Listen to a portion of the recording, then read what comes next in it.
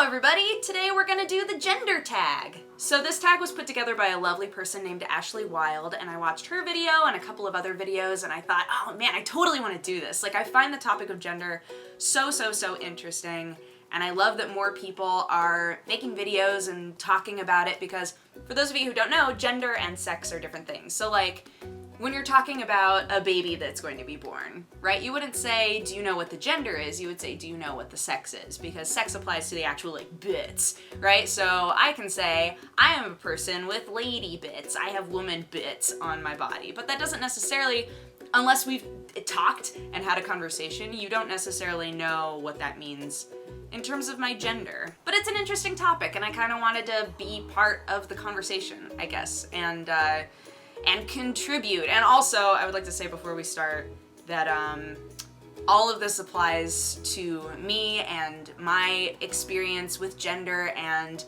my journey as a person in the world. And so any opinions that I give on gender or any answers that I give, of course, like, should not be taken as a blanket statement about anybody else, or I don't know, it all applies to me, and it is my own opinion. So don't take it as gospel, right? Like, we're all just in the world sort of learning about ourselves constantly and learning about other people. So things that I say in this video I might disagree with in like a year or two, I don't know.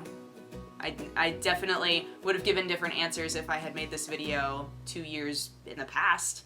So who knows? Who knows? We're all just growing meat sacks. All right, cool. Let's move on. Wow. Question number 1, how do you self-identify your gender, and what does that definition mean to you? I definitely identify as a woman. As far as like what that means to me, I'm not sure, because I feel like when I was younger, I felt a little bit constrained by this idea of like what boys are and what girls are, right?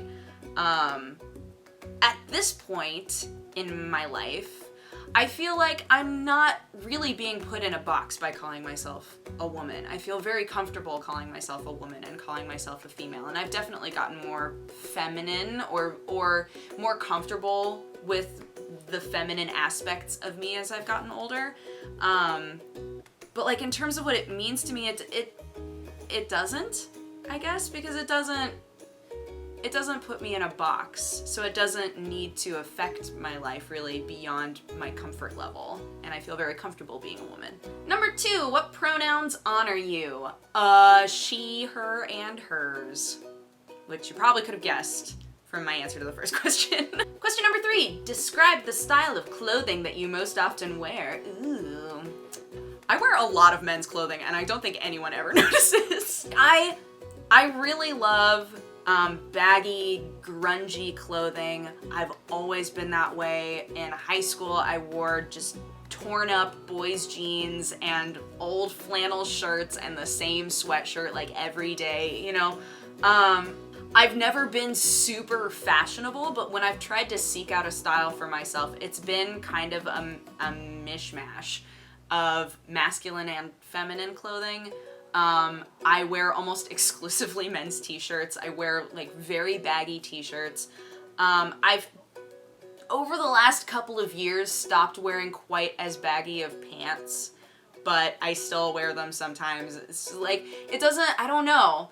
I've always been way more about comfort versus style, and I've always felt very comfortable in kind of more masculine, formless clothing. And part of that is probably because it took me a really long time to be okay with my body, if that makes sense. Like, when I started getting curvy, I was like, I don't know about this. This isn't really the aesthetic I was going for.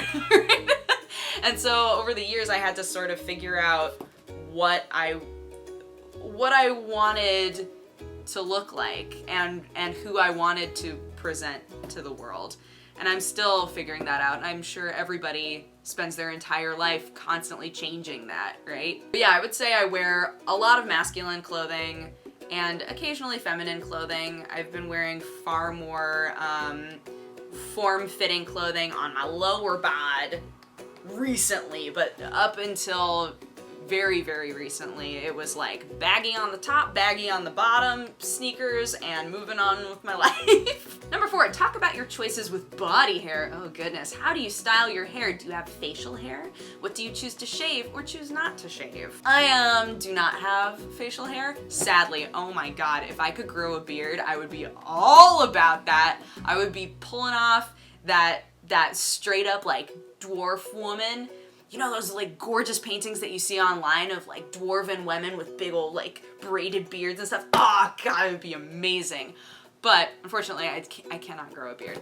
I do try to get rid of body hair as much as possible just because it bothers me. It doesn't bother me in terms of if people see it. Like, there are definitely plenty of times where I walk out the house, when I walk out of the house, and I have not shaved my legs in a while, and I'm like, well, everybody gets to deal with that. But in general, I try to just like not have any of it because I don't like it. In terms of this hair, I mean, I've gone through stages. Everybody's gone through stages with their hair, right? I guess not. I guess some people like stick to a thing for their entire life. I have not.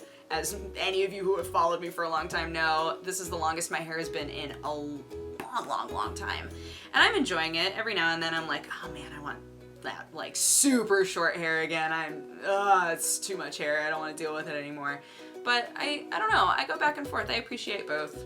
Number 5, talk about cosmetics. Do you choose to wear makeup? Do you paint your nails? What types of soaps and perfumes do you use, if any? I do wear makeup. I just recently, in the last like year, learned how to use makeup at all. Up until that point, I never ever wore makeup. I literally only learned how to wear it for videos because I was starting to be in videos that were not just mine, and they'd be like, oh, we'll give you hair and makeup, and I was like, oh, okay. So I very recently learned how to use makeup, and makeup's fun, but I typically don't, I typically don't have the patience for makeup. like, it takes a long time. Any of you who put on makeup every single day, man, you are dedicated, because at least 90% of the time if I wake up and I need to go out and be presentable, I'm like, this is fine, right? It's fine. Yeah, it's good. We're good. I'm not gonna worry about it too much.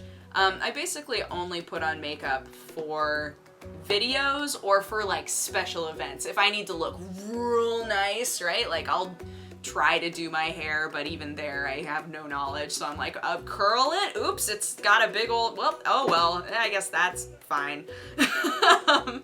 But yeah, makeup in general, I've gotten far more comfortable with recently.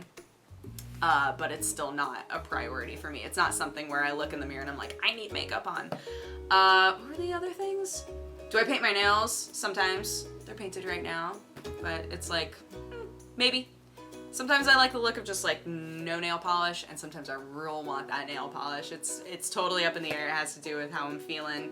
And what types of soaps and perfumes do you use? I like really spicy, like earthy smells, which means more often than not, I am way more into cologne scents than perfume scents. Like Sam will be wearing something and I'm like, oh, that smells so good. I don't want to wear mine. Mine smells like fruit. I don't want fruit. Like, what? How come all of the lady scents are like fruity smells? I want like spicy, sensual smells, you know? Like that's what I'm all about. So I would say I wear cologne more often than I wear perfume, because those are just the smells that appeal to me so much more, like just spicy, dark, earthier scents. Love them. Number 6, have you experienced being misgendered? If so, how often? This is not like an often thing. When I was younger, I was called a dude a few times, which was fine. I honestly didn't mind too much. It was just like, meh, okay. It was like a good story for me to tell later, right? Just like, oh, that person at the grocery store who has known me for years because we live in a small town said, have a good day, sir, to me. Isn't that strange? Like, have they thought I'm a boy this whole time? But it was never like, I never got offended by it. And again, I think that's something that developed in me, where it was being comfortable with just, this is how I looked today, this is how I presented myself to the world today, and some people like collected that information and it spit out different results, right? And that's fine. You messed up, but not in a way where I felt like I needed to say something, and it hasn't happened in years, again, because I've gotten far more comfortable with presenting a more feminine side of myself. Number 7, do you experience dysphoria, and how does that affect you? So dysphoria is kind of an interesting, well, it is. It's not kind of. It is a very interesting topic to me, because I know that when I was a kid, when I was young, I wanted to be a boy so badly. Like, so badly when I was a kid. I remember watching a show, and I was young enough that I didn't understand what it meant to be transsexual or transgendered, but I remember watching some sort of like a reality, not reality TV show, but like a talk show. And they were talking to somebody, and as a child, the information went in as this person was a man, but now they're a woman. And I remember talking to my mom and saying, I was watching TV, and there were boys that turned into girls, so maybe one day I'll turn into a boy. And my mom had to very patiently say, well, it's not that simple. It's not like you're gonna wake up one day and be a boy. Like, that's not how that works. And at a certain age, I realized that it wasn't that I felt uncomfortable in my body. It wasn't that I didn't want to be a girl. It was that I felt too masculine to be a girl. I felt like there were too many interests and too many ways in which I expressed myself that were distinctly boy, that I was so confused about what was expected of me and how I should behave. And so, like, I always wanted my hair to be super short, and I always wore boy clothes, right? Because that's like what I felt comfortable in. And there was a point where I realized that stuff is perfectly okay for a girl to do, and that I can still be totally comfortable being a woman but want to wear more masculine clothing. And that it's not betraying myself now as an adult to be more comfortable with a feminine side of myself and incorporating that into my life and how I, and the sort of energy that I put into the world, the sort of person that I am when I interact with people. Like, I still feel very much that I am true to myself and that I've grown, and I'm glad that I've reached a point, and that very early on in my life, I reached a point where I was very comfortable with myself and saying, look, I'm a girl, but this is how I act. And if that's a problem for you, then that's not something I can change, or something that, that is my fault, right? I don't even think I actually answered that question. No, but like sort of yes. I guess just when I was young and didn't realize that girl things and boy things were a construct that didn't matter, I wanted to be a boy. It didn't mean that I felt uncomfortable in my body. It meant that I felt like what girls were supposed to be didn't apply to me, and that was very confusing as a child. So I guess that would be my answer. Number 8, talk about children. Are you interested in having children? Would you want to carry a child if that were an option for you? Do you want to be the primary caretaker for any children that you may have?